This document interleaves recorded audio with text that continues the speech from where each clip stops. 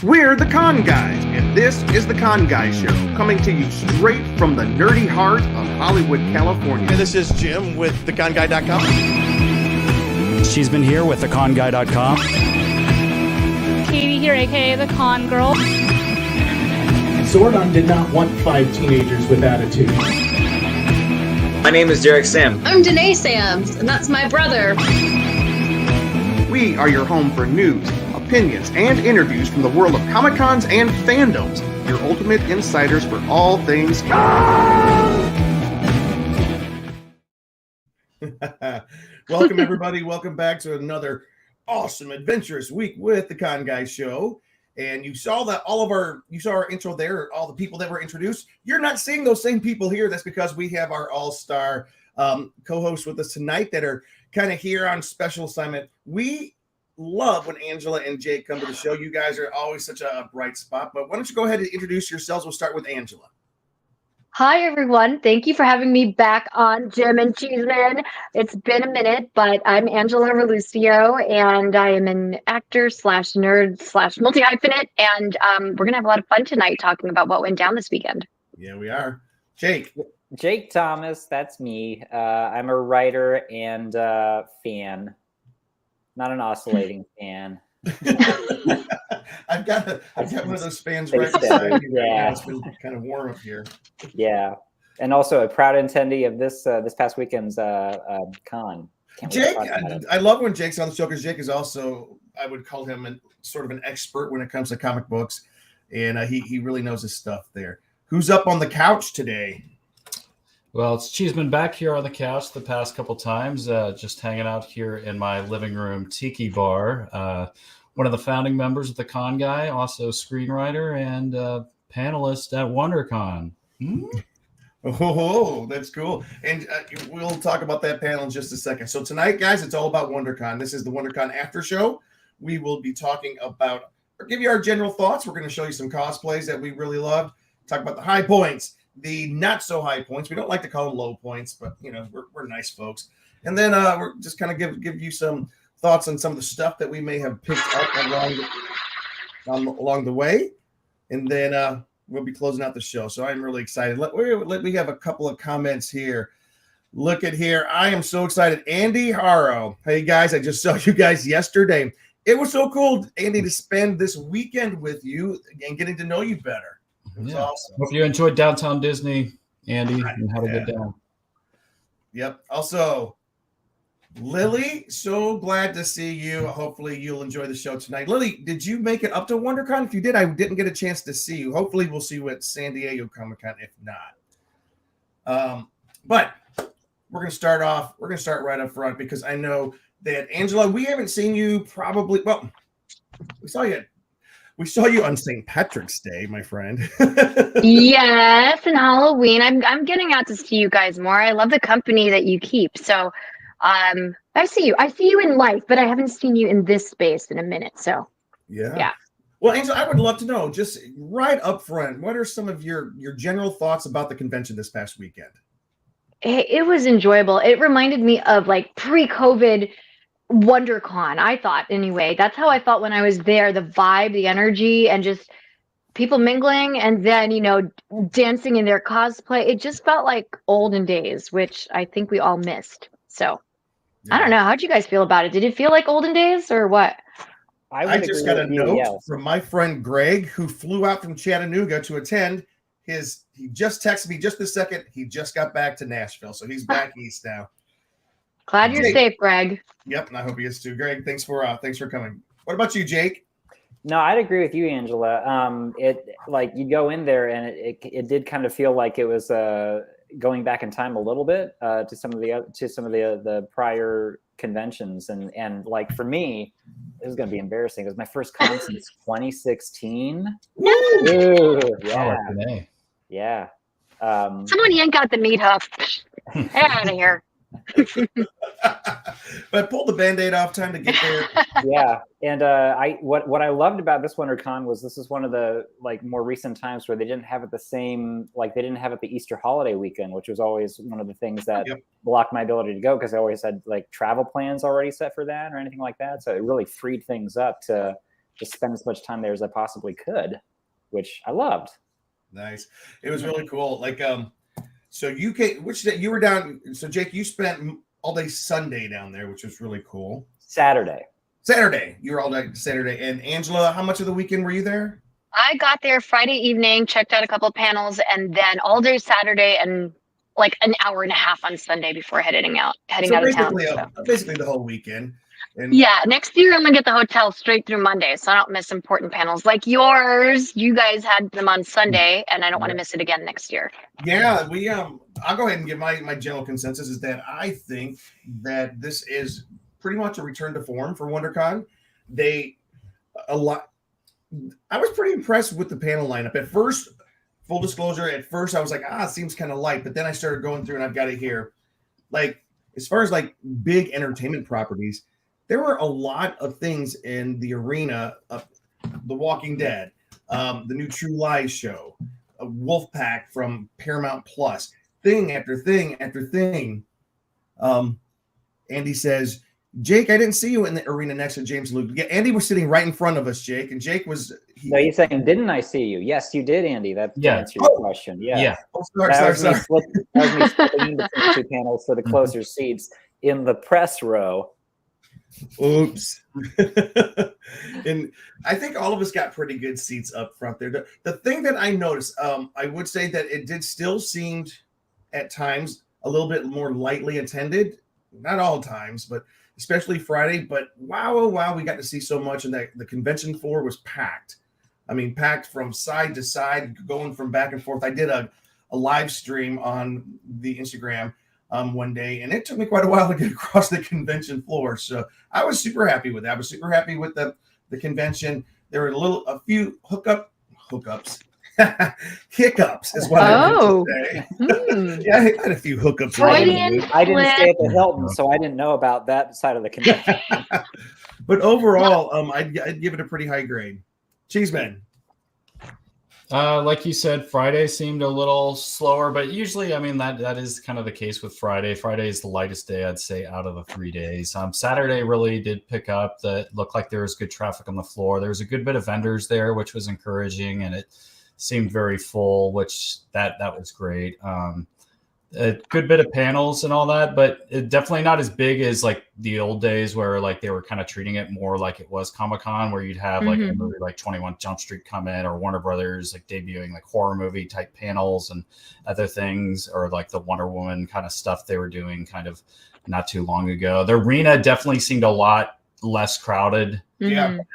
Like usually that like the floor area was completely packed, and then you're kind of going to those upper levels, especially for a panel like Walking Dead and all that. But it really was a lot lighter in the arena, but maybe because people wanted to go more to some of these other panels or the floor area and stuff. But I was expecting more in the arena, which I didn't see. And then Sunday, there was still a good bit of people there and traffic and all that. But I wouldn't say it's pre-pandemic yet, but I'd say maybe like 70% or something like that. I would say. And the tickets didn't sell out and all that either, which says a lot as well, especially for Saturday. Yeah, I think it was the energy of the crowds, especially because the Saturday was the big day, that I was saying felt like pre-pandemic days. But you're right, the arena, I had even texted you guys right before, because girl don't do lines, and I was like is it going to be jammed all in the arena? And you know what, there was a lot of wiggle room, I will say, but hopefully it's because that program was packed. There were a lot of conflicting programs, a lot of things stacked in the same hours, so it's hard to tell, but a lot of but like, yeah, Angela, the day that you were coming down, the thing that was odd is because I'd been, let me see, what was in the arena the previous day? On Friday in the arena was the Wolfpack panel, which was decently full, but not packed. Like, I was pretty surprised because they had the full cast from the show in there. Sarah Michelle Gellar did not show up, and she's kind of like the queen of the show. So that was kind of like a big letdown. A lot of people thought that she might be showing up. But for those of us that missed that panel, is that for a new show coming out, the Wolfpack? Oh, yeah. Yeah, it's actually a werewolf show on Paramount Plus, and it's a show. Wait, is it out? I think it's already out. Yeah, it's already out, and it's made by the same creator as Teen Wolf, but it's I don't think it's part of the universe. Like it's not connected. It's its own thing, but I don't even think it's like in the same universe because they did talk about bringing some crossover, some of the actors into it. Which if it does get the season 2, they weren't quite confirming if there would be a season 2, but I think they were strongly hoping all through the but I panel. think things are going decent with it, so that it probably hopefully will be. I do have to say this though, that panel, the Wolfpack panel, my first thought was, oh, okay, I'm going to say something that sounds so demeaning. It's not meant to, but I was saying, oh, another CW supernatural, like werewolf or vampire show, which is, I mean, I guess they're pretty good, but I didn't want that. But I saw the previews that they were showing us. It's a pretty brutal, scary horror show that I'm actually going to check out now. The scenes that they showed us were pretty cool. Definitely did have some of those like Lost Boys type vibes of, like being a group because it's called Wolfpack and there's multiple kind of like teen type actors that are all part of this Wolfpack. So they all kind of transform into kind of the werewolves and stuff. So it has a little bit of that Lost Boys being the vampires that kind of are like in the town kind of a thing. But when Angela texted us on Saturday to say, hey, what time are you guys going to get in line for the arena? I just thought Friday was kind of light. So I thought, okay, maybe it was like, I didn't know how to answer you, Angela. I was like, well, yesterday wasn't much of a wait, but I said, get there 15 minutes ahead of time. And you didn't really even need that. I mean, it kind of. In fact, you guys forgot about it. I ran into you. And you were like, oh, yeah. And you did a U-turn. Well, I didn't realize. We were fine. Yeah, the silly thing is I didn't realize because I've fallen off a little the radar of The Walking Dead, which now I want to get a little more into it after being this panel. I didn't realize the Dead City thing was, Maggie and Negan and had kind of some of that original cast type in it. I thought it was maybe some other kind of spinoff because I saw that other one that they did, which I wasn't a big fan of. What was that one called? Fear the Walking Dead or World Beyond? Fear the Walking Dead. No, what was the other one, Jake? World Beyond. World Beyond. Yeah, the teenagers. Yeah, it had a different vibe. It wasn't my favorite. I still watched it because I'm a fan of the universe, right? So I still watched it. I did fall off, like Cheeseman said, I fell off, a few seasons behind in Fear the Walking Dead. And then, of course, I mean, I know we're not in favorite moments yet, but I'm telling you that I'm going to be watching Walking Dead Dead City because that trailer they showed was hot. It was just very zombies cinematic. falling off skyscrapers. That's all you had to do. Yeah, and the cinematography just looked very cinematic and all that too. So yeah, they upped their game, I think. And like I said, it's New York City, so whether or not people are dead, whether or not it's the apocalypse, it just has that edge that you won't get from the other cities that they set the other shows in. So. And it's legit New York. That's right. I gotta represent. I'm from the Bronx. I'm gonna support walkers in the big city. Hey guys, we are going to move into our favorite things, but before we do, I just want to say, Jonathan said Dead City, he can't wait. Hey Jonathan, it's awesome to see you, my friend. Hey, buddy. We're gonna do two things before we move into our favorite things. Keep everybody on the edge of the seats. First, Lily says that she was not able to attend because it was the weekend before her birthday. So Lily, to that we say happy birthday to you. Happy birthday to you. Happy birthday, happy birthday. Happy birthday to you. Birthday to you. Happy birthday, Lily. And second, we're going Jim to brought the candles on that one. So the one thing that WonderCon is so well known for is you're very much welcome. One thing that we love about WonderCon is that it allows for some pretty expressive cosplay, and I have seen Angela there with some pretty crazy cosplay, including your Walking Dead cosplay with the birthing baby was probably one of my favorites. But what we're going to do is we're going to look at a little bit at cosplay here, and we can talk along while we do it as well. So just to let you guys know right up front, it's going to seem a little bit, it's a lot of pictures of Cheeseman. But that's because what we did is Cheeseman, he got his best Joker face on, and we went around and took a picture. Joker face. A lot of people. So, yeah. For those of you listening, we will try to not make this section really long since you can't really see it, but you should be watching. All right, here we go.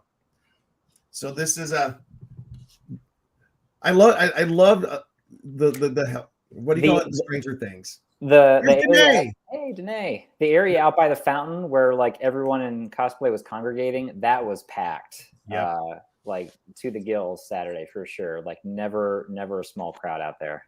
I know the thing that was so great about, like Jake, what you said, that's where they had all of their meetups. It's like in just a second, we're gonna have a couple of pictures from one of the big DC meetups. Oh, there's two of many Mandalorians. Yep. Many. There we go. There you are, Angela. And they're awesome. With Luke and Batman. Every variety of Batman from Keaton to Pattinson. And here's look at this. Like hundreds of cosplayers. It was great. And this was also part of Did you see the wingspan of that? Was it Hawkman? Yeah. Here's Bane breaking Batman's back. Yeah. So great. One of the many Harleys with Cheeseman. Double Jokers here. I love the gun he's got here. Looks like a Derringer, small something. Teen Titans. Yeah. Love it. And guess who this is? That's the cast of The Boys. Yep. Nightwing. Darkwing Duck. Darkwing Duck. Catwoman. There's a great Catwoman outfit too. Great. She sewed that herself, she said. And here, of course, I remember seeing this Dr. Octopus. Oh, wow. I didn't see that. Many indies. Lots of indies. Yeah. Yes. Well, I love that. So what was the thing in the lady in the background? That's another version. Oh, here's the Fellowship of the Ring. Oh, how did I miss this? That's my jam right there. Oh, some demented Oh, he looks like an Arkham Joker. He's very good. I love this from Moon Knight, the tall. Here's Khonshu on stilts. Yes.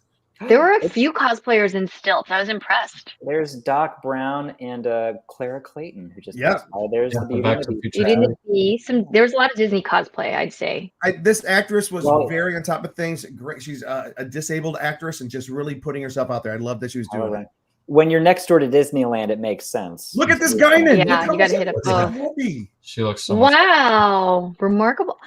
This is, there's some really great.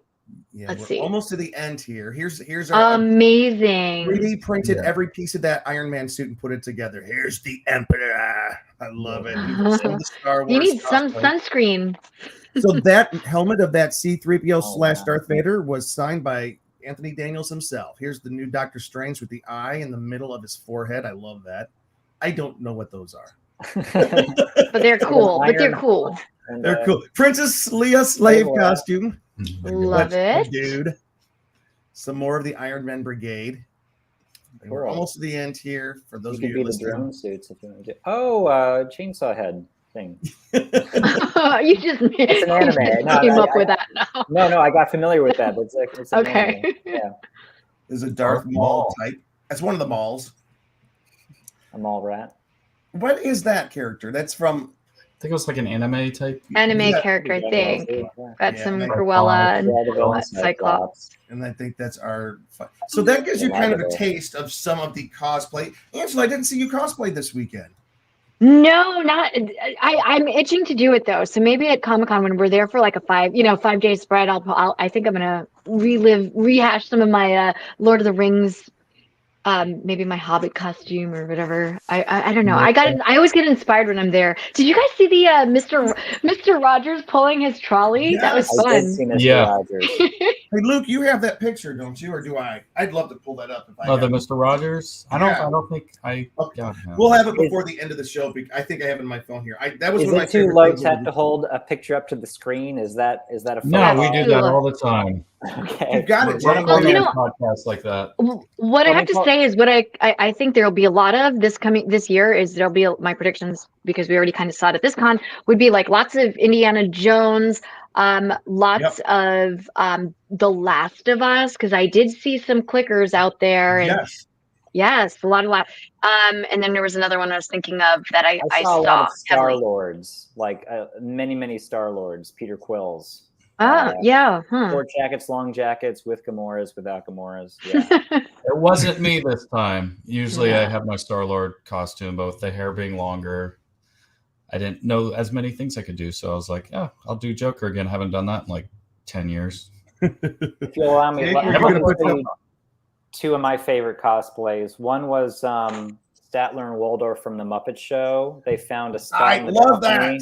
That's And Perfect. no joke, I think they stayed there the entire day Saturday and just Do they heckle? pictures for people. And they would have the heads off and put them on as soon as they saw someone taking a photo and pose. The other one was this was a guy who also on cardboard and resin chicken walker ATST from Turn of the Jedi. Most of that's cardboard, and it was you could walk and he'd walk around and the legs did the correct motion, which that was pretty amazing. Yeah. Wow. That's Yeah. pretty amazing. 1 second. Wow. What I love is also like I saw a lot of family cosplay. So when you see the kids and the parents dressed like as a cohesive theme, it's pretty awesome.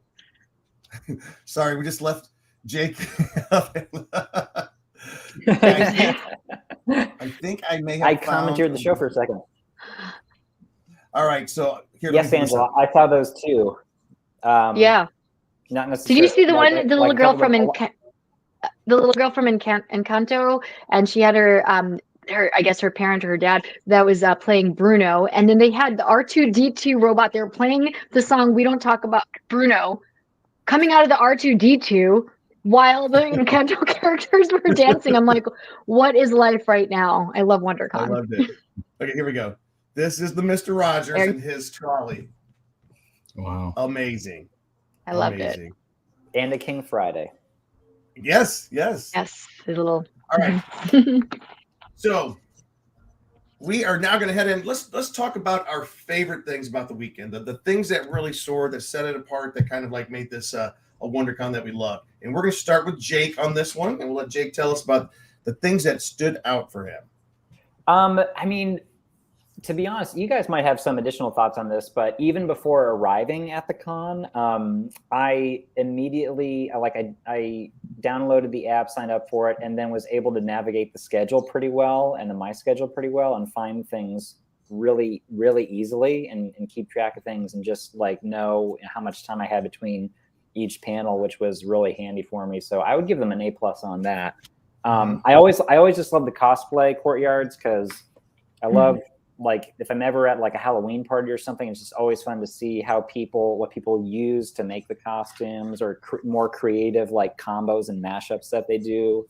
If it's going to be like a Mandalorian noir or something like that in a trench coat. I mean, what it's really done in the past 10 years is just unbelievable because it's like, a lot of us grew up going to a costume store and you got these, you get the costume store version, but now with Amazon, with websites, and now with a lot of these people with 3D printers, they're making like legit looking costumes. Yes, absolutely. Like, yeah, it's incredible. And there was something else. I'll remember it later. But and then once you're actually like the floor itself, it's just so much fun to get lost there, and then to just notice some things where it's like, oh my gosh, I had this as a child, like.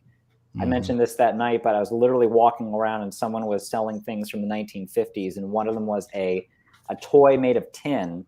And it was the Roy Rogers Double R Bar Ranch house that my father had in the 50s that he passed on to us that we played with back in the 80s and 90s. And I think it's still somewhere in my parents' house back in Ohio, but it's something I haven't seen in decades. And that was just like a time machine. Seeing that in person, so some of that stuff is just incredible, and I love seeing all that stuff. What was your floor technique, Jake? Did you like start somewhere? You do the zigzag or go one end to the other? Or so I walked in and was like, oh boy, and I turned immediately to the right, away from the end, because on the far left over here was where the entrance was for people purchasing tickets that day. So I went over to the opposite side and just started like going up the aisles, like. I don't know directions inside that place one way. And then I started doing it horizontal the other way. And it would just kind of go back and forth. I'm sure I didn't see anything, but trust me, maybe I covered 70 to 75% of that floor. Yeah. I tried a system and then abandoned it after 2 hours. Yeah, you get distracted, get lost because you end up at different booths and then get a little disoriented. I guess. Yeah. Also, one of the other booths, Paul Rugg, the famous voice actor from Animaniacs, Freakazoid, Hysteria, a lot of the cartoons that I grew up watching in the early 90s, along with my parents, was there. Whoops, breaking up, Jake. Voice messages. And if my mother or father are watching this or see this later on, I have to apologize because I failed to get Paul Rugg to leave a voice message yelling Freundleben, because that was a line from Animaniacs that had a special place in our family. Sorry, Mom. Oh, that's awesome. Paul Rugg, not to be confused with Paul Rudd, the perpetually handsome and young Ant-Man. Not to be confused with the star of Quantumania. No, Rugg, R-U-G-G. Anyway, that's my take. I like those. Your fun stuff. All good stuff. Yeah. Angela, what about you? Oh gosh, I'm such a sucker for walking the floor at a convention.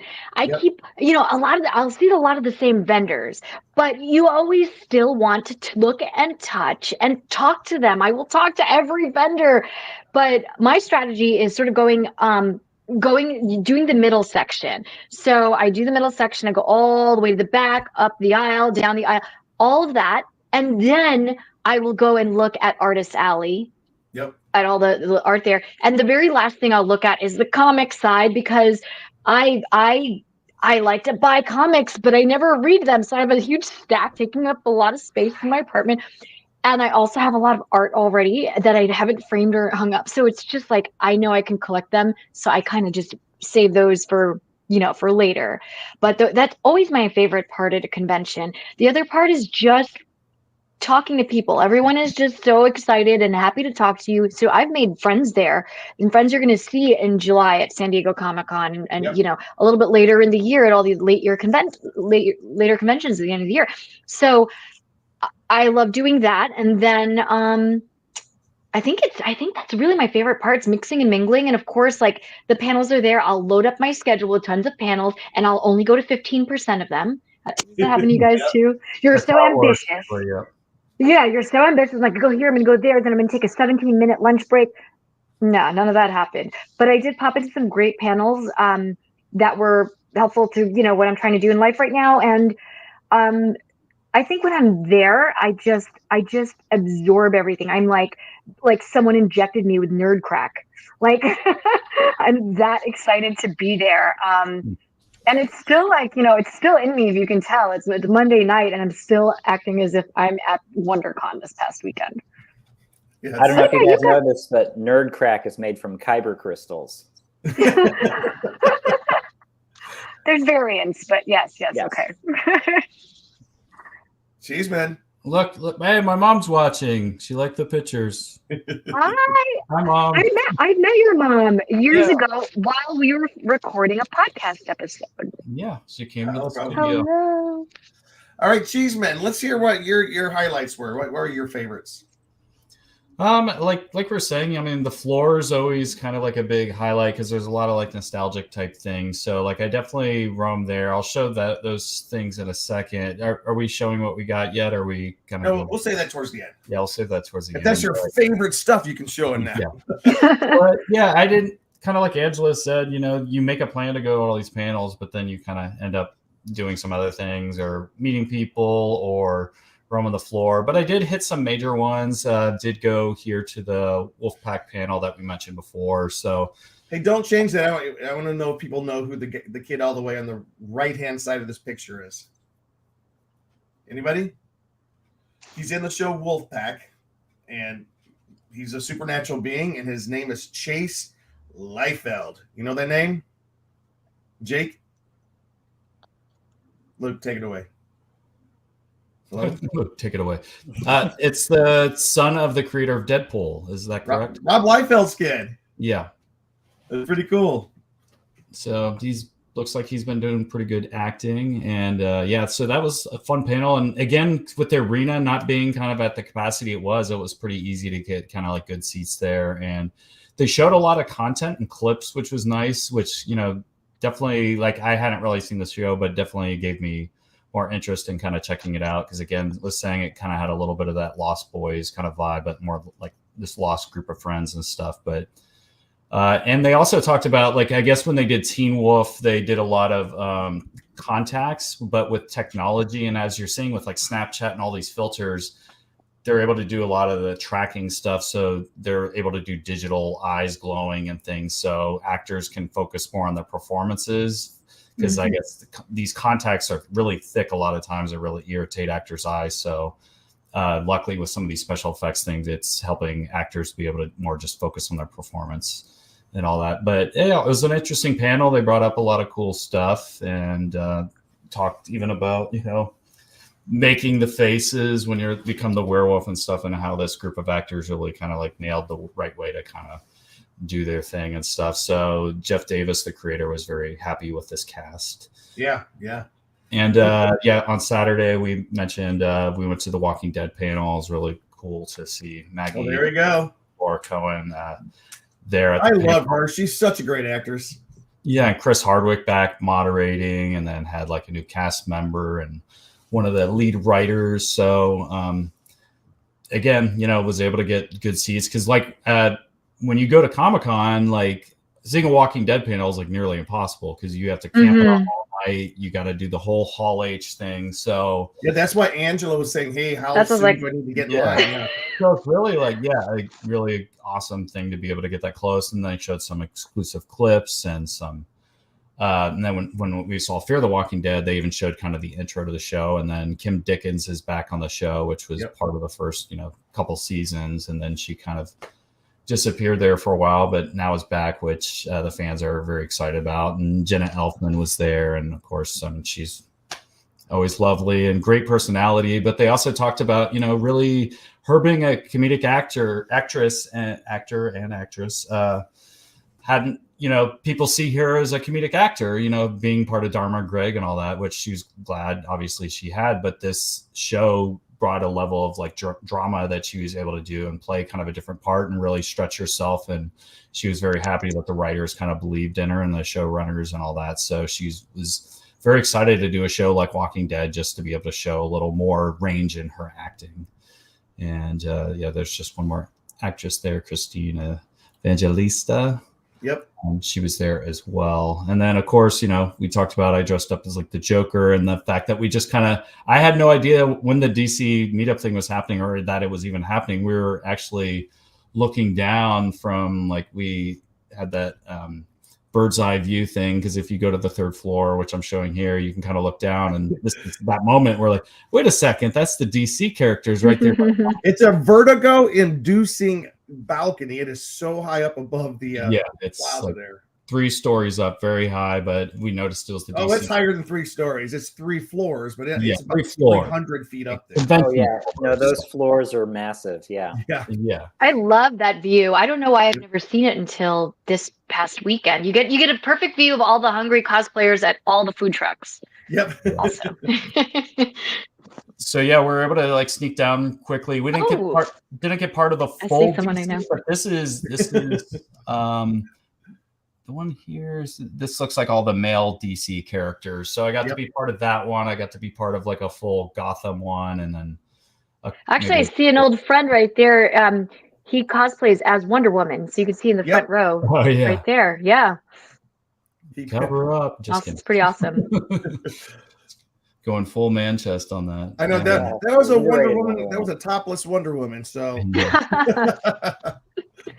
And of course, you know, like we had our panel, which I'm sure we'll talk a little more about. But the Power Ranger panel we did, and we ended up having 5 actors come in, and then Abraham came in fashionably late, as he does sometimes. I actually have that clip if you want me to show it. I would love to see the clip. I want to see the clip. Okay. So here's the clip of Abraham entering. Okay, let's talk about it real quick. Announce it, Luke. Let's just show since this is we're talking about. Here's the panel that we had advertised. We had to switch out a couple of the actors who were in the panel. Mm-hmm. Brennan was there. Patrick David was there. Philip Andrew was there. Peter had to drop out, and then Roger was sick that day. And Abraham was there, but then we were able to get Christopher Lee, who was also from which season was he? He was part of I think he was the same. He was part of the same as Roger. Yeah. Yeah. So, which was let's just say he was a lightning bolt of energy on the panel. Oh yeah, it quickly became not a PG panel. It was a my gosh. He did not respect the whole there are people under 18 language family on this Power Ranger panel. All right, so here's Abraham. All right, guys, thank you so much for coming to the panel. So,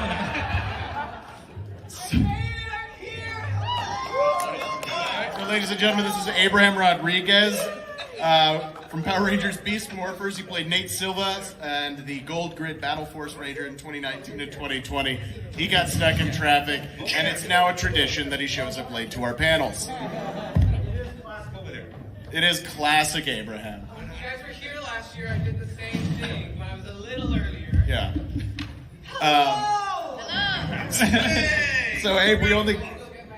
Yeah, well, so you've also appeared in Tosh.0, Saved by the Bell, the reboot on Peacock, The Terminalist on Amazon, and Free Ridge on Netflix. And I believe you are in the upcoming thriller Exposure. Is that correct? Yeah. There's your intro. That's me. Beast Morphers Gold. Woo! Can I steal this? You want to say just a couple words before we open it up to questions? Oh, I don't even know. I'm just out of breath. Well, thank you guys so much for being here, first of all. Doing these cons is just so much fun. It's such a blast. It's great to be here with my Ranger family. And yeah, let's get some questions going. All right, young man, please.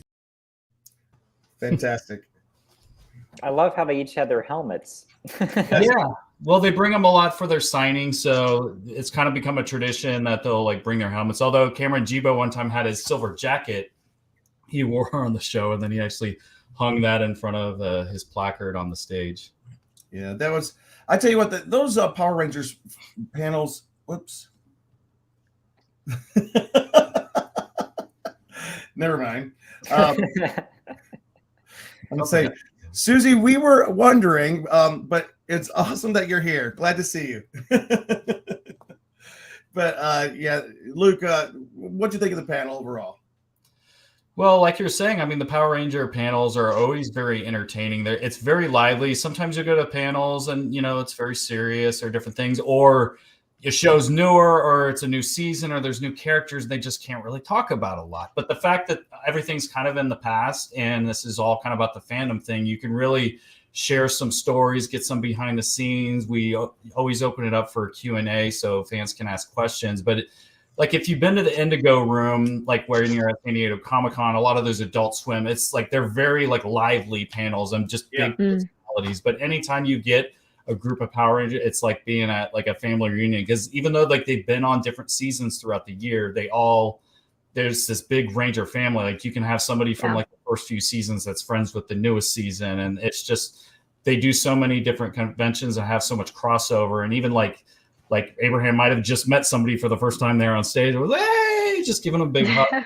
But they're just so animated. And then there's a lot of crossover sometimes on the show. So Brennan and Abraham had been on kind of the same season as Brennan made an appearance on his. So then Brennan was giving him a little fun banter as he walked in. Like, all right, well, we're done. The panel's over, So there's a lot of good chemistry between the people. And even like Brennan will sometimes even do stunts on stage for people. Yeah, he'll hear him walk, he'll do a flip, or he'll get up on top of one of the other Power Rangers and do an acrobatic handstand on their shoulders or something.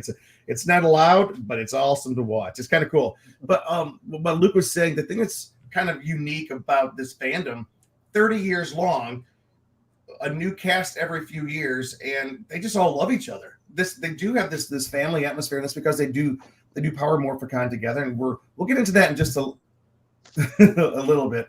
But it is something that's really cool to see. It's cool to see how the fans react to it. Wheel of Jake again. Whoop, we'll be back. In and out with Jake. So, anyways, we'll talk a little bit more about that in a minute. But Luke, I think you have a few more things that you're wanting to show us before we move on, right? I mean, I just had our panel stuff, but we can talk about that towards the end, if that's okay with you. But I mean, I do have things I bought, but I don't know if we're there. So do I. Oh, look, there's Jay. Hi. I teleported to a new location that hopefully has a better signal. Yeah. Yay. Good. Luke, besides your panel, anything else about your favorite parts of WonderCon? I mean, we did do LobbyCon. That was something I'm sure you'll probably talk about more. I'm going to talk about LobbyCon, yeah. Yeah, but LobbyCon is kind of like, I mean, once people are kind of like feel like they're done for the day, or even during the day, if you need a break, a lot of people go to the lobbies of the Marriott and the Hilton to kind of hang out. So if you're looking to network, you can see some of the people that were panelists there, or sometimes some of the actors are there just hanging out, or just your buddies. You just go meet your buddies there. Or Mr. Rogers in a bar, which was... Yeah. Which picks some of the entertaining pictures. You can list. drink with your favorite characters. Yeah. I was chatting it up with the soup Nazi for a while. Yes, you were. But yeah, I have to confess something. I of course Seinfeld's amazing. I've only caught episodes here and there. I would have to go back and binge it all, but I wouldn't have known that was who it was. I was just talking to another fellow actor, so I didn't know. But he was dope. I did want to say, we were talking about LobbyCon. Larry was a nice man, not a That Superman. was going to be one of my favorite things. Larry's Okay, cool. So when we talk about LobbyCon, every night when the convention ends, well, Friday and Saturday night especially, and sometimes Thursday night if you're one of the exhibitors or you get there early, you go to the lobby mainly of the Hilton if you want to meet folks in the industry, people that are displaying at tables, exhibitors, people in the panels. If you are interested in being in the industry, networking with folks in the industry, just getting to know them better, meeting comic book writers and artists, go to the Hilton lobby, or also right across the street to the Marriott lobby. And we call it LobbyCon. And everybody, there were even T-shirts this year talk about LobbyCon. I saw. Awesome. Is that new? Are those T-shirts new? I don't remember seeing them before. I had never seen those T-shirts before, but I want to copyright LobbyCon just so we can make T-shirts like that. But anyways, that group, I was going to grab an open seat someplace, and they're like, "Oh, I'm sorry, you can. We're saving this whole spot for our LobbyCon group," and they had matching T-shirts. Yes. Wow. Like, all right, if you're listening, okay. If you're listening and you're part of that LobbyCon group, we need 4 T-shirts stat like right now. Andy says LobbyCon was a lot of fun. I love it. And it also happens in San Diego, mainly at the Hilton Bayfront lobby, and around their lobby bar, their restaurant, and things right out there on the water. So that's another spot during San Diego. But at WonderCon, I tell you what, LobbyCon is probably one of the most looked forward to events of the con for those of us who are staying there. So I just think it's great. I love Lobby. I'm glad you brought that up, Luke. What else? Anything, Luke? What else? No pressure at all. Okay, let me go from here. I'll take it. I'll take it. Pass the baton. Well, let me ask this real quick. I know, Angela, did you catch the Quantum Leap panel, which was right after Fear the Walking Dead? I didn't, but I love me some good time travel, and I wish I had gone. What was it like? Tell us. Was it awesome? That one was more full of people than the 2 previous Walking Dead panels right before it. And like, I know the people around me were huge fans. There was some people were fighting over front row seats, but there were also people who were like using their giant Funko bags to save seats, which other people were not huge fans of, because the Funko panel was right after that with all the giveaways and stuff like that, which is like. Well, I think when you reboot a show, you don't just get a new audience, but you get those who watched the original, and that is a big draw for their viewership, I think. So I'm not surprised that it was more packed or well attended than The Walking Dead. I mean, I am a diehard Walking Dead original show fan, so I will watch all of them all the time. However, the original show, the main show, Walking Dead, ended this past year. So, like, I think you're going to start to see fans sort of like fall off or rejoin over time and things like that. But with Quantum Leap, it's a new show. There's new hype, and it's also a reboot. So, yeah, but no, someone even said that on a microphone. They said, I used to watch this with my family back in the late 80s, and now my family, we all watch this together, and the cast loved hearing that, because they were like, oh, it's so good to hear that families are watching it together and not on individual screens and stuff, but it's a NBC show. Yeah. I wouldn't know. I wasn't alive in the 80s. That's a lie. But yeah. Yeah, same here. Yeah. 89. Anyway, But what kind of things did they talk about, Jake? Like, did they go into kind of detail of the kind of the past season about favorite episodes, or were they kind of more talking about the future and being kind of like they are Walking Dead? More the future. They've got like just a couple of episodes before the finale, so they were hinting at some things to come. They showed one of the opening scenes of I think the next episode that was coming up, Nice. where Ben leaps to a plane in the 70s and plays one of the flight attendants on it. So, it's at great times where the leaper ends up in, a woman's body and has to adjust to that accordingly. But it was good. And then the current producer was there, and then Deborah Pratt, the creator of the original show, was also there too, just talking about it and so appreciative of everyone's love. So very cool. Good stuff. And Good she brought she's the voice of Ziggy in the original show too, in the opening narration, and she brought one of the handheld light up things that Al would use when he was checking Ziggy to verify where Sam had been. So she had one of those. I don't know if it was an original prop or probably a fan made thing, but she had one on her person. It was cool. Nice. All right, I will give my top moments real quick here. I've written them down. One, when I first walked into I'm like you, Angela. I love the floor. I do love doing as many panels as I can possibly fit into a day, and I circle 15 of them, and if I get to them, fine. If not, some of them I'm disappointed on.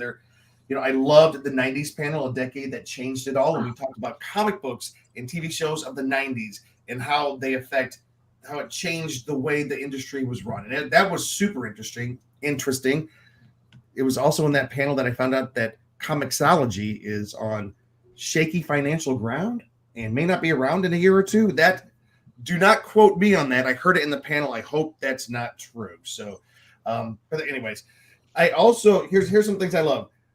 LobbyCon I loved. I was going to absolutely call out LobbyCon. It's one of my favorite things. Hanging out with Larry Thomas, a.k.a. the Soup Nazi from Seinfeld, was very cool. I felt bad because we hung out with him very, very, very late on Saturday night. And then the booth where we were doing the Power Rangers signings was right across from him on Sunday. And let's just say he didn't show up for a while. And I went over and said, Larry, is that because you were partying with us last night? He goes, oh my gosh, I could not get up. How are you going to call a man out on that on a live stream? I have Matt. No drinks for you. No beer for you. He would know. Larry was great. He's cool. It's so much fun to hang out. And I know, Angela, you were talking shop with him, talking acting shop. Yes. What a smart. Yeah, and this is coming from a person who had never met him or didn't. I wasn't that familiar with his work. Of course, I know who or what the character of Soup Nazi is, but I actually wasn't familiar with his work. But talking to him, I'm definitely going to check out his stuff. We talked a little bit about his favorite roles that he's played throughout the decades, and I'm a fan of Larry's and soon to be a fan of the Soup Nazis. So.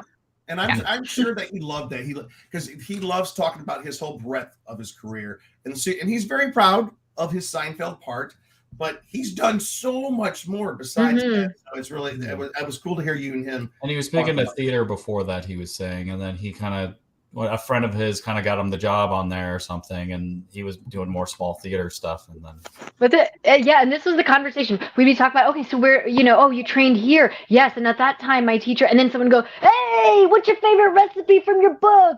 And then we talk shop again, and then someone would be like, Soup Nazi, take a selfie. So it was really funny that we'd resume the conversation, but that was fun. Lily Z.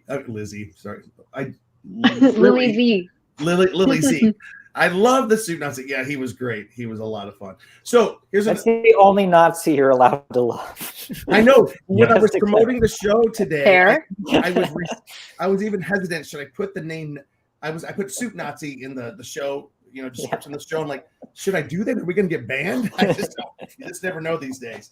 But here's what else I liked. I loved when I got there on Friday, I walked the show floor first, and when I was a little kid during the 70s, there was this line of during the 70s, there was this line of toys called Micronauts. There's a comic book line that goes along with them. And a couple of years ago, they came out with brand new Micronauts toys. But in the 70s, my favorite toy was my Biotron, and I found a Biotron on the floor there. In the 70s, it cost $6 whole, which was expensive. The one on the floor was $450, so I left it there. I did not get it, but boy, oh boy, did I want to pick that up. Anyways. Wait, Jim, what do you mean? Like little almonds and walnut, micro nuts? What? Oh, wait. Let me show you. I got one right here. Micro nuts. Like I said nuts. I was like, like little walnuts and pistachio transformer types. No, Jim didn't eat that as a kid. Sorry. Ring pops. Let's see it. Here's the box. I think we're moving on. Are we moving on to the section of favorite things we bought? No. I think we might be. So this is a toy that and that's a micronaut, and here is what they look like. Yes, I am a grown man with little. Wait, did you just buy that? Is that new? Yeah, did you buy that at the con? No, that was from years ago. I'm just showing you what a micronaut. Oh, that's what's on. He doesn't want to drop. Yeah, $450 is a little rich for anyone's blood. Yeah, No. Rich for my blood. Yeah, I just want you to know they're not nuts in a bowl. All right, okay, got it. So real quick, there's that.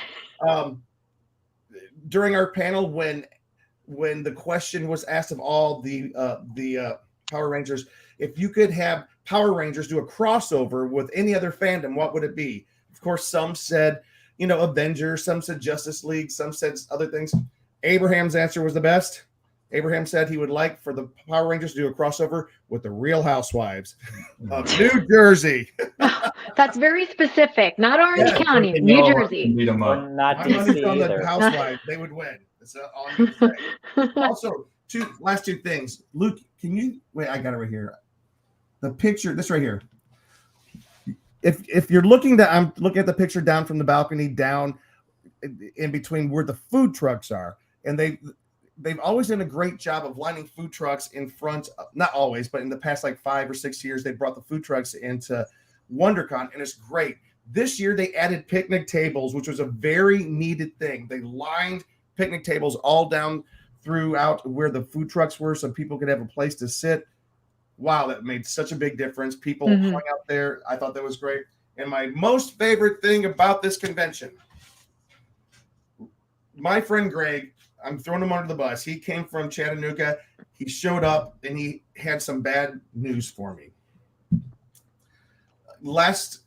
At his last Comic-Con, we went to a comic book meetup, and we met Marv Wolfman. And we talked with Marv Wolfman. Then I went to a panel and listened to Marv Wolfman talk about creating Teen Titans and the miniseries on Raven. Love the man.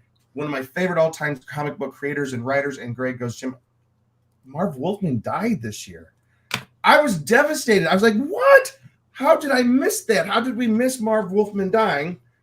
My favorite moment was going in on Friday and finding Marv Wolfman's schedule of appearances at WonderCon. That man's not dead, thank God. He's still alive and kicking.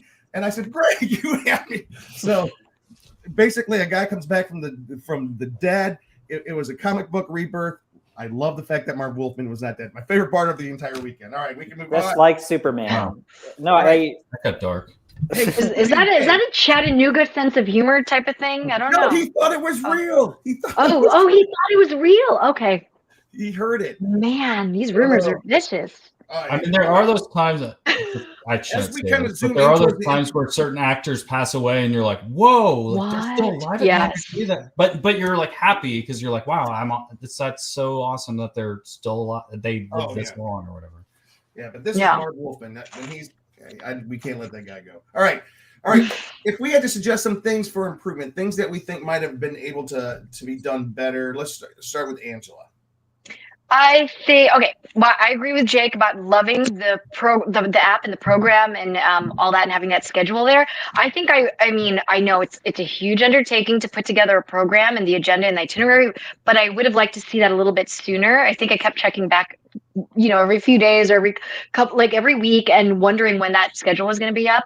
And I think and I think it's just more like app because I want to be able to see where my friends are at and compare schedules. So maybe it's just me. Was I supposed to friend you guys on the app and then we would see each other's schedules? Has anyone here tried that? Well, in the schedule, I tried searching for friends. I didn't try searching for other friends' schedules. I didn't know you could do that. Oh, I wasn't sure, but if it would be a nice feature to add to the app, and that way I can just know where I can meet up with the same friends of the same interest, basically. Hey, just real quick, just the yeah. common practice for San Diego and WonderCon is to release their schedule 2 weeks ahead of time. Okay. They're trying to push it out to 3 weeks ahead of time. And I can tell you one of the reasons the pullback on that are people like me and Luke, who actually have panels, and we wait to the last second to finalize. We don't wait, but it's so hard to finalize panelists sometimes. So I think I believe the best they can there. Yeah. I believe you. And that's why I said I feel like, just as an attendee, I'm like dying to know what's happening. But I also know that they have thousands, I feel like they have a lot of heavy programs. So I I get it. That's me being nitpicky. I'm sure I could find other things, but like I said, that's a real good point. Yeah. Yeah. How about you guys? What do you think could be, room for what is there room for improvement? I've got some ideas, but Jake, I would love to hear what you think, and then let's head to Luke. Well, I was there for one day. I don't really know if I'd have any specific critiques. For me, the flow was very great. I was a big fan of the fact that they did not clear rooms between panels. Yeah. Which was great because then you could, get there. It also let the panels go a little bit longer because it didn't mean they have to clear the room and then let people in before starting the next panel. So you could go a full 55 minutes rather than cut it short. That did lead to some people being very mad that they went and saved a seat for themselves by sitting in it, and other people were saving seats for their friends up in some front rows. So it might have to be a bit more strict on saving seats for people. I think that's the only thing that comes to mind, because then some folks got so cranky that there was almost an altercation at one panel that I was at. Oh, seriously? I mean, enough that, I was just I don't want to sit up in the front now because. Did they whip out their foam weapons? Were they just lightsabering it out? No. It did not escalate. It didn't escalate to that. No, thank you. Angel, were you there a few years ago in Hall H at Comic-Con when somebody stabbed somebody with a pencil? Oh my God, no! Thank goodness. They had to be ambulances and everything. It was a big mess. That's why they don't let pencils into Hall H any longer. Anything else, Jake? That's it for me. I had a great time. Cheeseman, let's hear your thoughts.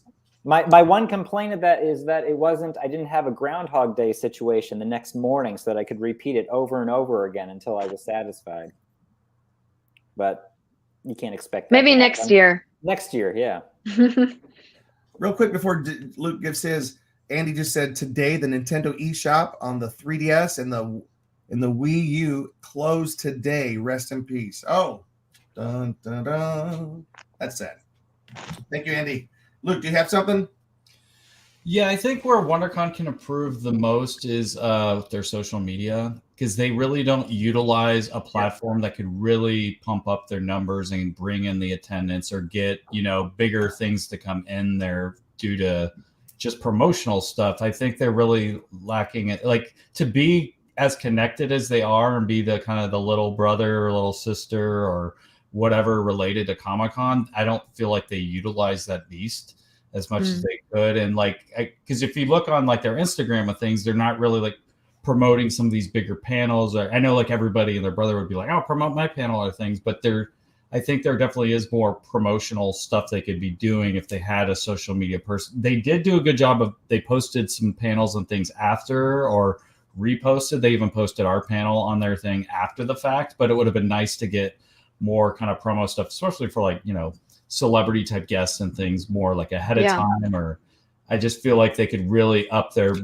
marketing that way. And then just in general, again, when I first started going there, there were movies like 21 Jump Street and Prometheus, and it just seemed like a lot more movie studios and things were coming in and treating it like it was Comic-Con, because it was kind of in that craze of the whole Twilight thing where the movie kind of came in, which to a lot of comic fans that really hurt what it was, and a lot of the comic people like how it's kind of backstepped a little bit from all that. But me as a filmmaker and as a film lover and TV lover, all that kind of stuff, which kind of draws me more to these kind of conventions, I do miss a little more of this presence of Warner Brothers doing a panel and they're going to show us 2 or 3 different things they're working on, or having those panels are really filling their arena a little more. And utilizing these bigger panels or things happening. So, and even like pop-ups or things like that would be more cool to see. I know there's not really a lot of for that, or even, you know, after parties and stuff. I know like some people have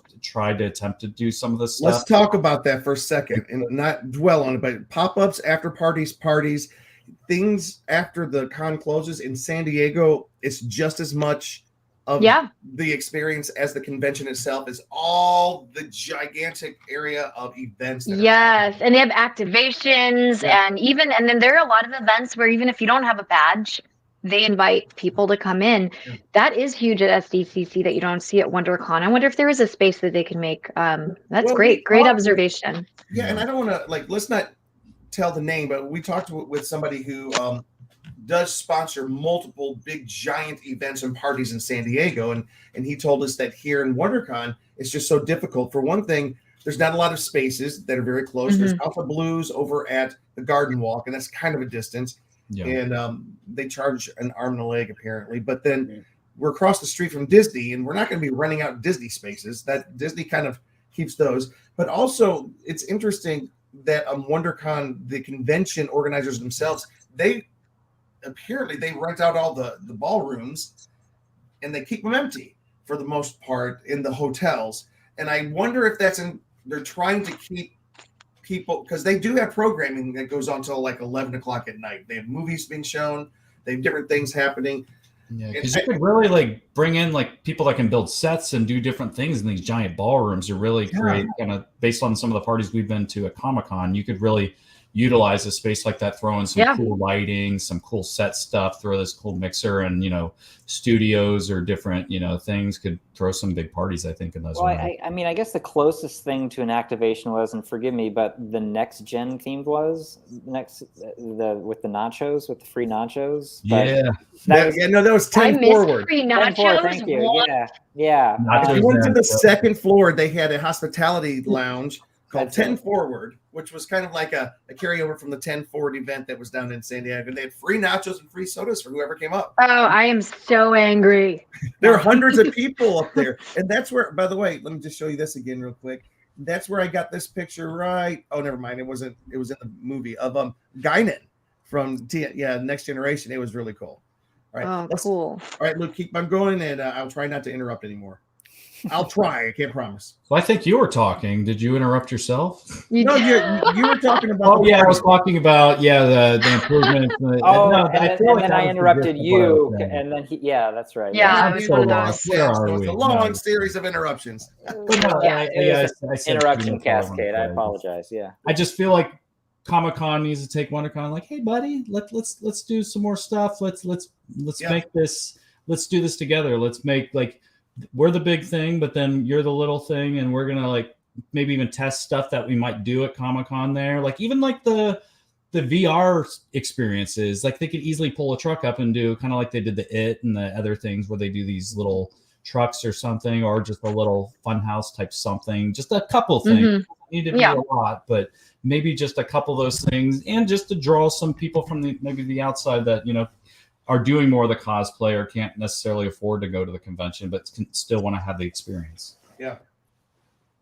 Just to your point, though, like you talk about the movies, I agree with you. There used to be more large movies and movie events happening at WonderCon. I think it's just the nature of the business also that fewer and fewer films are even being shown at San Diego and television. And Jake, I think you could, it's just dominates now. Like everyone is in flux right now. Like everyone is reevaluating the streaming strategy that was implemented, gosh, it was like 4 years ago now, where everyone was starting their own streaming service, and and then you've got like a studio like Warner Brothers, which might do that under new management now, is of course just, everything's being fluctuated, and there's a lot of staffing restructuring. So I'm sure that's a really good point. There's stuff happening in the industry that we might not, that we're feeling, and not everyone really knows the inner workings of, but yeah. And then particularly with like certain guilds that are gearing up for possible, strike. So then you've got a bunch of other execs and things who are trying to make sure they have enough material to actually film should anything happen for an extended period. It starts like marketing, in-person marketing, promotional stuff, I'm sure was very low on the priority list for them. Yep. Fair. Yeah. Well, that's the end of tech talk. No, that's kind of cool. It's inside baseball. Like we're filmmakers. All of us here are filmmakers, so we come at it from a filmmaking perspective. A lot of the big panels, movie panels, and even some of the TV panels, it's not in their. They're all paid for through marketing and promotions money, which we're kind of at the end of that cycle right now. When you hit into the spring, we're not really. We're about to hit the upfronts for broadcast, so maybe we're right there in the marketing. But summertime's a great time for movies and new series coming on next fall. So it just depends on the time of year. But I agree with Luke. It seems like we've dialed down some of the larger movie panels. Some of the TV panels are still around. We had the Walking Dead stuff, but Walking Dead itself is kind of dialing down. So what we need is some new giant TV shows to come along. I think, Angela, you're right. I think Last of Us might be the next big thing to be hitting San Diego this summer. All right, here's my – Luke, are you done with your – Yeah. Okay, here's mine real quick. Number one, okay, I love the fact that the food trucks are out there, but every day the floor closed at 7:00. Giant crowds of people rush out of the convention center at 7:00, and all the food trucks were told to close at 7:00. What? Yes, it doesn't make sense to me except for this. Maybe it is a crowd control thing to get everybody to leave. They don't want them to gather at the food trucks, but I'm just saying, as a hungry attendee, when I'm going outside at the end, I'm looking for food, and there's not enough food in just the 2 hotels to feed the 50,000 people coming out the door. So I think that was But it might be the hotels that are like, hey, we'll let you be out front of our hotel for these hours, but these hours with a bar, because they utilize probably the bar more than anything. Yeah, to be honest, it was the same thing with the Hilton food court, because I noticed once I was going back in there around 7-ish or so. They closed. They closed too, so it wasn't. So I guess it's not that. I mean, I had to get my hash browns over at Denny's, so you know. There was the Denny's about. There was the Denny's. But Luke, where'd you eat one night? Boulevard. Like the Walgreens. Luke ate it. See what I mean? I had to go to Walgreens to get a croissant turkey sandwich. So the nighttime food situation needs to be fixed. That's one. I will say, I parked a couple blocks south of Orangewood, and on my way back to the car, passed by a couple of delightful places like a pho restaurant, which didn't seem too crowded. Score. A few blocks away. We're acting like it's such a terrible, Yeah, we'll walk for 10 miles. I'm a New Yorker.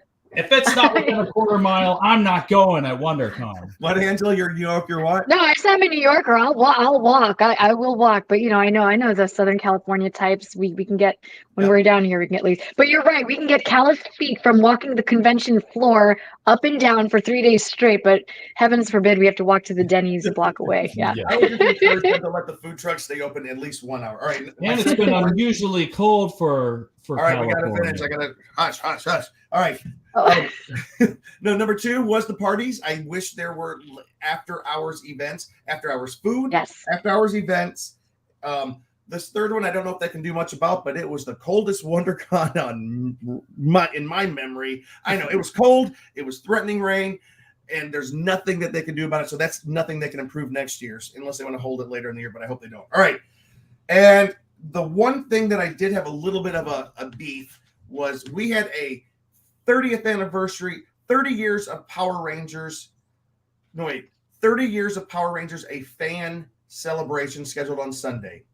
On Saturday, they had 38 years of Power Rangers, a fandom celebration. Give us a heads up next time. It kind of really put a dent in people realizing that our panel was on Sunday. A lot of people thought that day on Saturday was it. And I'm not besmirching the panel. The panel was decent. It was a good panel. They had good guests. It's not that. I just think that if tell us, we'll change the name. We just can't do that again. We can't have 2 panels named almost identical names, almost the same exact topics. It just kind of was odd, and it forced people to. Maybe they thought it was such a big thing that they could split the audience. Maybe we're hoping. We have a lot of Power Rangers who are saying that they are ready for San Diego to celebrate in a big way. So let's hope that we can do that. So that's my negatives. Well, let's hurry up and we're going to finish up here, guys. What did anybody get anything at the convention this weekend? Angela, let's see what you got. I did. Okay.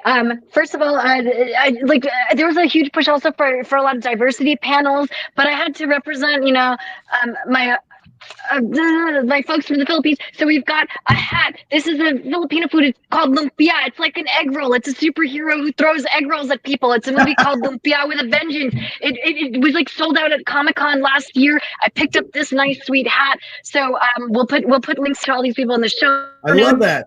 And then it's so awesome. And then we've got an all women, all Asian owned comic book, and they're going to start publishing, I believe, comic books. So we've got I picked up this comic book, the first issue from these folks over at Cuento Comics, and then I'm just feeding through fandom charities. I'm a huge Buffy the Vampire Slayer and Joss Whedon fan of all his shows. So I picked up this sweet T-shirt of Nice. Warren, the karaoke demon from Buffy the Vampire Slayer. This glows in the dark, guys. So, and just a quick thing about fandom charities, they are hosting a huge event in October called Homecoming, and they're hosting it at Sunnydale High School, which is actually a high school in Torrance. So they actually got in at that venue, and they're going to host a homecoming dance. So I'm going to be going to that. Can we talk about that for a second? By the way, that's on my list. I've got the flyer for the event you're talking about, the Sunnydale Homecoming, because the best thing about San Diego, the best thing about WonderCon, I think for us, for the con guy for this weekend, is that we did partner with Hellmouth. What's it called? Hellmouth Con. This is Hellmouth Con and fandom charities. They were a partner with us, and they hosted the Power Rangers for signings on Sunday for a few hours.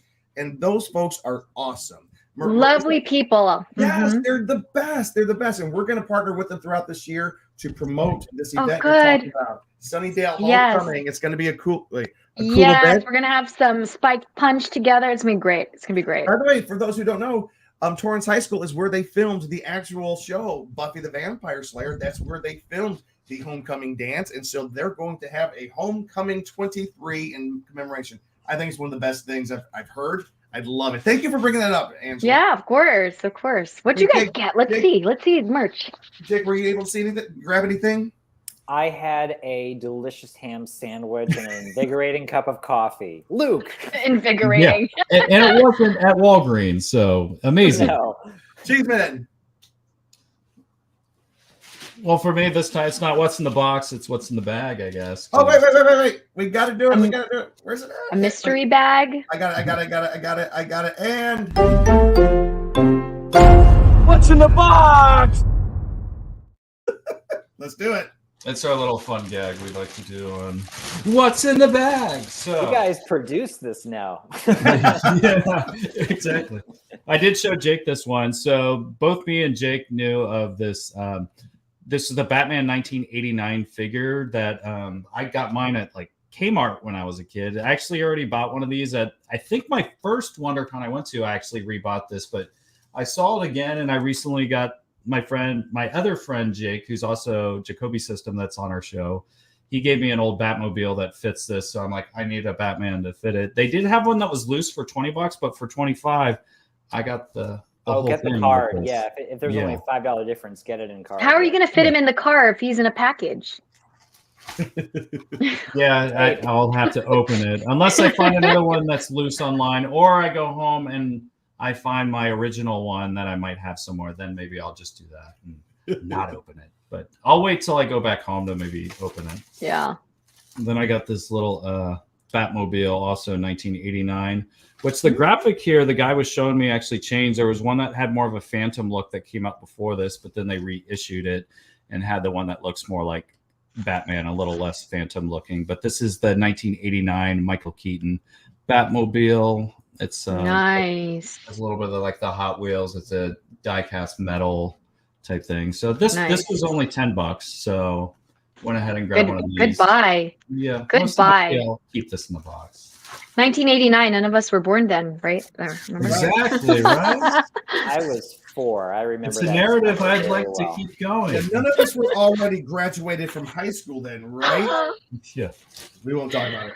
So this is something I've been looking for a while because I have the John Connor and Sarah Connor NECA figures as well as the T1000, which they've had at Target. But I'm in desperate need to get my T800 Arnold, which this one's actually from Terminator 2 3D, but it basically has the same exact look as the T2 Terminator. So I'm like, oh, I'll just get this one. And this was, That's cool. They sold this to me, I think it was only 25, which when I've looked online at the other stuff, it's like usually 35 plus. So this was cheaper, but will look sweet with the John Connor and Sarah Connor. And it's a very good sculpted figure, has different heads you can swap out. My nephew got to meet him recently, Arnold Schwarzenegger, at the Arnold Classic. And so I sent him a picture. I'm like, well, some meet them, some just buy What's them. the Arnold Classic? Arnold Classic is a bodybuilding competition with Arnold's name kind of branded on it. One of the biggest bodybuilding contests out there. Wow. So, or events, basically like a convention. Hopefully I'll get to go one of these years because they got to kind of get the VIP treatment and stuff. But one of the other con guys had a birthday that weekend. So I went wait. instead. Uh-oh, Jim wasn't invited to that. Shh. Carrie, are you on right now? Oh, I should. Are you hearing voices? Are you hearing Carrie's voice? All right, and the final thing. Carrie just texted me and said that she just jumped on. Oh, nice. Hey, Carrie, if you want to jump on for a second. Oh. Hey, Carrie, I'm going to email you something real quick. I'm going to email you the link once you Hi, join. Carrie. Okay, keep going, Luke. All right, and the final thing I got, which was actually very close to the other booth, I was like, wow, because it's usually been very hard to find Terminator stuff, but this is Arnold from the first original Terminator, Arnold, and it has a couple different heads and all that. It's one of, I think, the two outfits. I'm not sure if they have the one with the leather jacket, if they made that one with the sunglasses, where it's I'll be back, the part at the police station. But this is kind of the Arnold character at the beginning. But again, a very well sculpted NECA figure, and they did a really good job on this. So this looks good. $35. So like you get pretty close to, and it's actually somewhat cheaper than Target, because usually they add tax. But if you pay cash at these vendors' booths, they'll a lot of times just give it to you for that flat fee, if you pay cash, and then you don't have to worry about the whole tax and stuff. But most of the time they're not overcharging unless it's something, that's not out there. And then, it's definitely game value. There are a lot of things like that, but it is a good place to buy stuff you're looking to collect and that are still even in stores at times. Nice purchases. Thank you. All right, and I'll do mine real quick. I think Carrie might join just for our last minute thing. Let me do this. So I didn't get a chance to buy very many toys. I did, like I said, I saw the Biotron, wanted it too much. I saw some Godzillas I wanted. I think those are overpriced right now, but yeah, that's just me. So I am a big fan of Silver Surfer Galactus stories, so I got this cool Silver Surfer Rebirth graphic novel I'm looking forward to reading. It's also got Thanos in it, everybody's favorite. And this is the thing that I'm really excited about.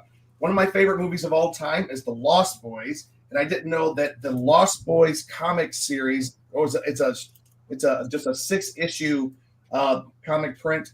I didn't know that this existed. I found it. It's just like it was done in 2017, so it's kind of new for mature readers only. So hopefully I'm mature enough to read that. But No, you're not.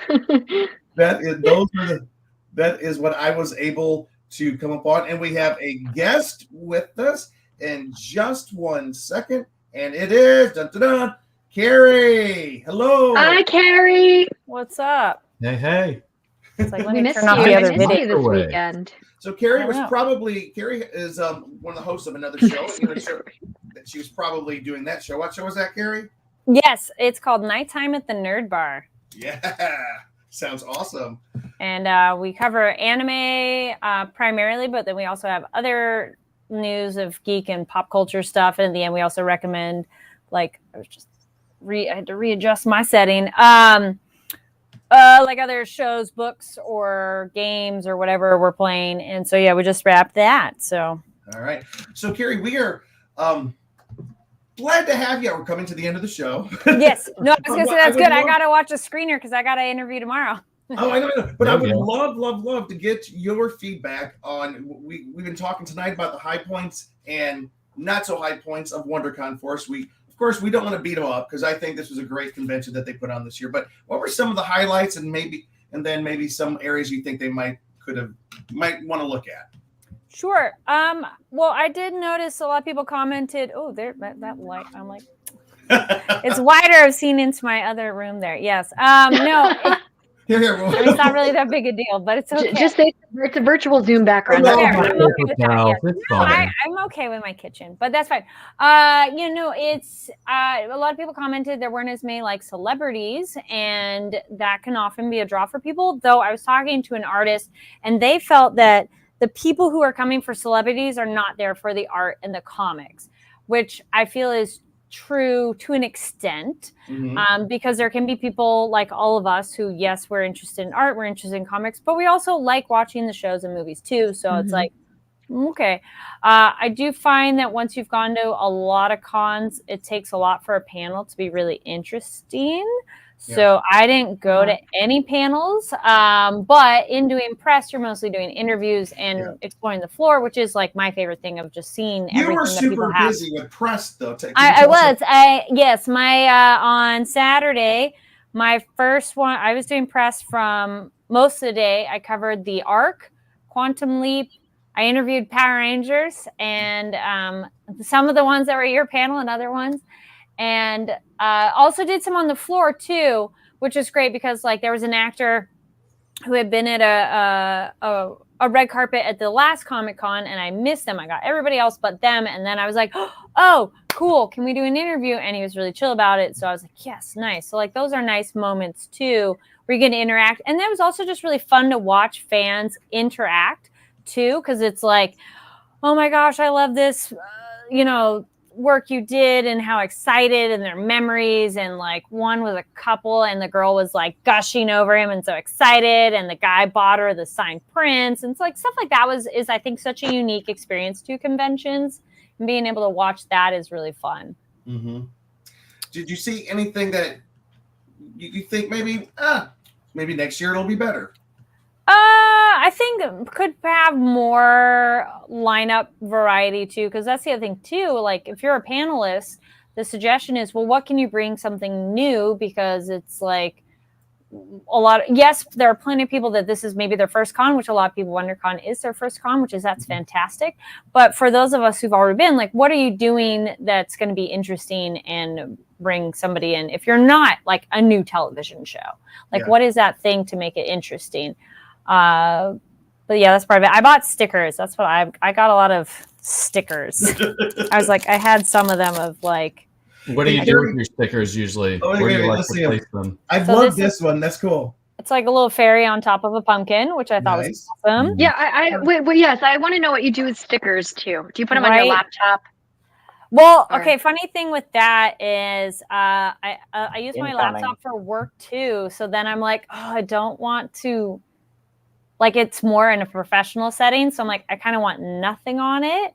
So I generally have my one sticker of the year on my planner. So this is from an anime called How to Keep a Mummy, which is very adorable. On my suitcase, I recently got this plastic suitcase and I've been putting stickers on a suitcase. Nice. I like that.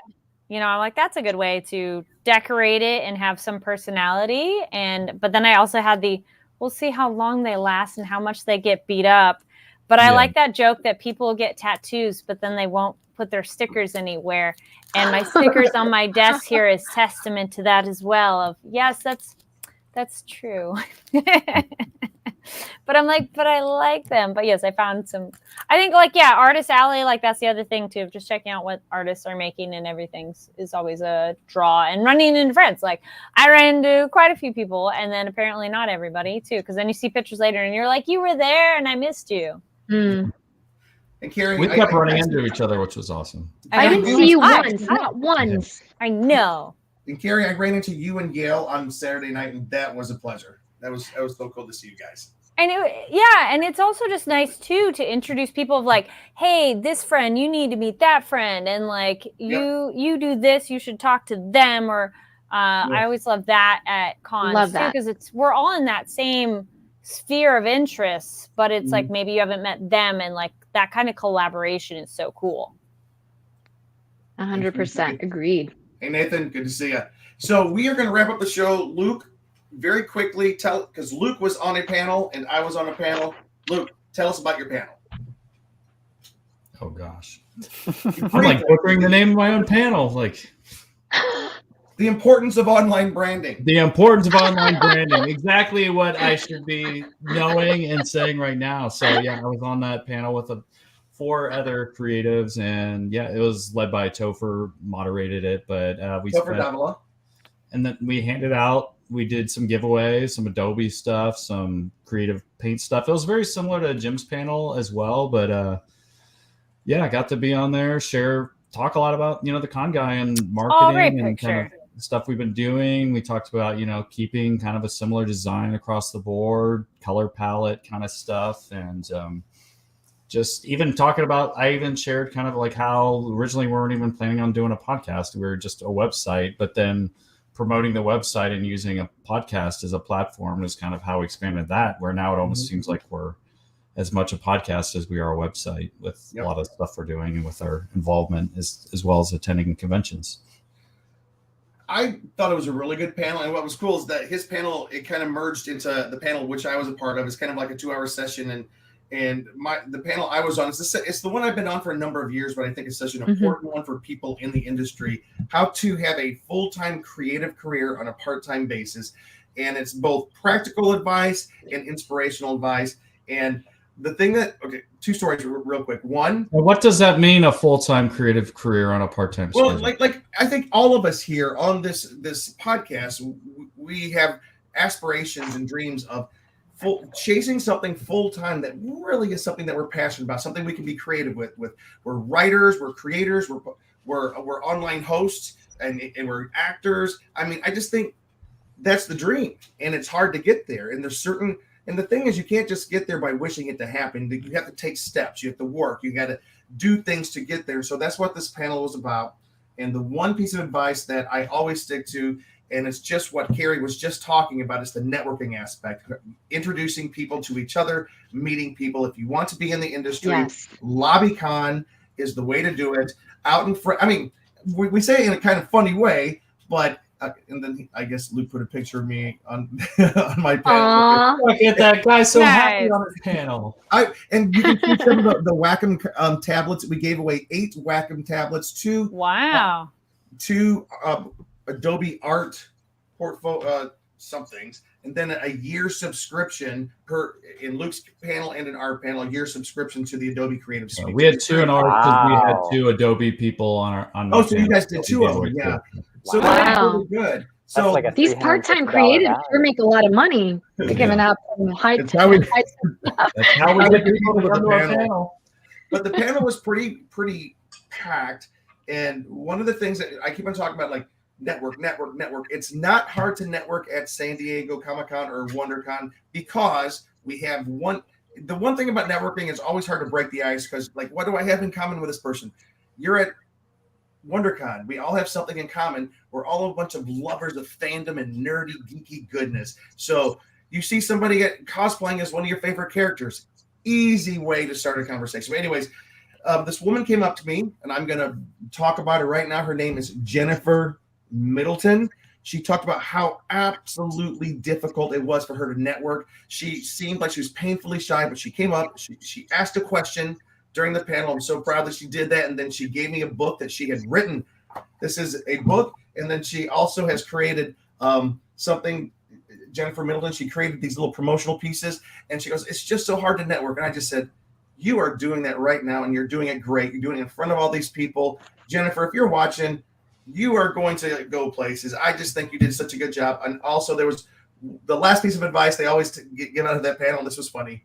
Always have a business card ready or to exchange with people. Don't be caught dead in these situations without a business card or something to give to somebody so they can always remember you. We talked about it. We all exchanged. I went out to eat afterwards with some friends up to Bubba Gump's, and I'm going to the bathroom. I'm about to walk in the bathroom. This lady walks up behind me and goes, hey, I was just in your panel. She pulls out a business card. I don't have one. She goes, you don't have a business card. So lesson learned. No, she was great. She was absolutely great. And it was just, I just think it's cool. People came up to me afterwards and we're talking about that. We talked for another 45 minutes with the group after the convention was concluded. I loved it. And I hope we get more of that. Guys, any closing thoughts before we close? Because we do have to close up the show. Any thoughts about WonderCon that folks might want to know? Not WonderCon, but I was going to say quick on business cards. You do not need fancy ones. You can get really cheap ones online, shop around, and don't be intimidated by it. And if you are somebody who you do something where it's you, like you're an actor or you're a host or something where it's your face, you should put your picture on your card. Because otherwise people are not going to remember who it is. Like, so something connected to it. I was like, wait, I have my really old one. So I need to update it. I'm going to show you mine real quick. From Geekdomware, who like we did the panel with, he can help with business cards and things for people. His company. I'm going to show you this one real quick. This is mine and Luke's. We do have to go, guys. I'm so sorry for keeping us so late. Yeah. Now we're going to This is our writing. That's me and Luke. This is the poster from the Fight Club. We turned it into the Right Club. I love that. Wow, like so clever. And I don't care if you get it because this is our information. You can contact us. I don't think I want my phone number up there. Wait, yeah. Delete that. Blur that out. What are you talking about? No, see, here's my tip that somebody told me that so you can do it. So this is an old one. So I have I have my name, I have a title of what I do, like online handle and a website. Don't necessarily need a website. You could do a link tree, but you leave this space blank so you can write a phone number in after you've talked to someone and realize they're not a crazy person. Oh, that's good. Because then it's like, we okay. can do a whole episode on business networking card do's and don'ts. networking. Etiquette. Yeah, networking etiquette. This is like American Psycho, and we're talking about business cards. And I was gonna. You're in my brain, Carrie, because I was gonna bring out some Patrick Bateman, the eggshell finish, and all that. Oh wow! I saw Jake almost getting a sweat going down seeing that last business card. All right, guys. Listen. Wait a minute. Let's see Paul Allen's card. Yeah. All right, this has been a really fun wrap-up show for WonderCon. WonderCon, one of my most favorite events of the year.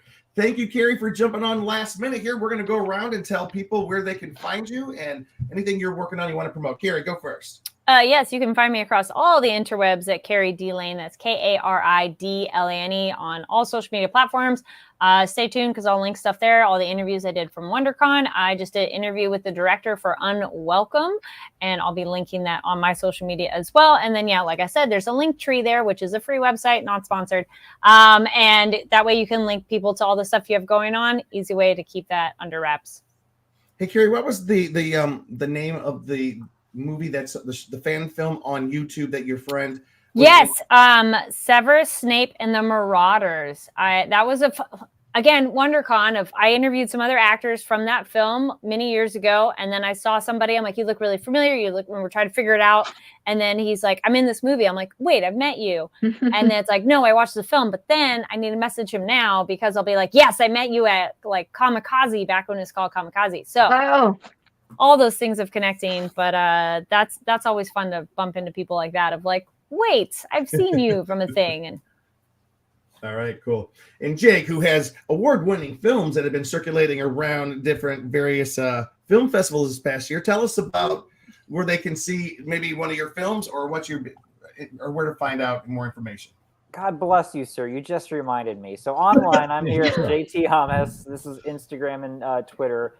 If you're in the Cleveland area, head to the Cleveland International Film Festival, where tomorrow at 5 p.m. Eastern, you'll see, as a part of the Parability Shorts block, a short film called Bow that I wrote, directed by Isaiah Smith. Plays at the Allen Theater, and you can get tickets at clevelandfilm.org, I think is the website. That's probably not it, but just Google Cleveland Film Festival. You'll be able to see the movie and get tickets for it. Fantastic. Awesome. If you're not in the Cleveland area, the virtual festival starts on April 2nd, I think. So then you'll be able to get tickets, online virtual tickets, and watch the short there. Fantastic. Angela. I think you're just making up dates and websites now. Well, first of all, thank you guys for having me. Just so you know, every website is made up. Touche. Technically, Let's see your business card. Come on. people are just labeling the rising and setting of the sun, so dates are made up as well. So, but oh, I love that. This is like going so wow. Okay, we can talk more about that. Thank you guys for having me on. I'm so happy to be back as part of the Con Guy family, or like a distant relative maybe who'll pop in. So good to see your faces, guys. You can find me at Angela Relucio and all the socials. It's right here on your screen. And I'm excited because I've basically closed up and I have an option for a set of fantasy books that I'm hoping to develop into a TV series. And that just happened at the end of last week. So if you don't see me, it's because I am at home buried under work and creating a pitch deck and all that exciting stuff, so I can continue with my love of nerdum. But yeah, please find me. I also co-own the Catan Club LA meetup.com group, because I don't know if you guys know, but I compete at Catan tournaments because one of my goals in life is to become a U.S. national champion. Wow. I don't know. So if you're in the LA area, we do meetups where we just play Catan. So you could check that out. It'll be on my Instagram linked. I do all sorts of nerd stuff, and I'm just happy to be here and to talk about it with you guys. Angela, we've got to. Derek and Danae are so big into that. You guys have got to be out at the same time. We got to let them know. All right, that's cool. Okay, let's make it happen. All right. Cool. Cheese man. Okay. You can find me on Instagram and Twitter at Cheese on Couch, and also theconguy.com. All right, you can find me, Jim, at James D. Fry on Instagram, Jim Fry LA on Twitter. Hopefully soon this year. Luke and I have been buried under mountains and mountains of work working on season 3 of Sons of Thunder, a streaming series for Sony. And if you get a chance, go check out season 2. Just Google Sons of Thunder. You'll be able to find it. We are really happy you guys joined us tonight. Thank you. WonderCon was great. We can't wait till next year. And if we don't see you before then, we'll see you at San Diego Comic-Con. All right. Bye-bye, everybody. See ya. Thanks for listening to The Con Guy Show, the official program of theconguy.com. Find us on the Weeby Geeks Collective or anywhere you listen to podcasts. And now on sci-fi.radio, Saturdays at 4 o'clock Eastern, 1 o'clock Pacific, both AM and PM. That's 9 o'clock Greenwich. It's sci-fi for your Wi-Fi.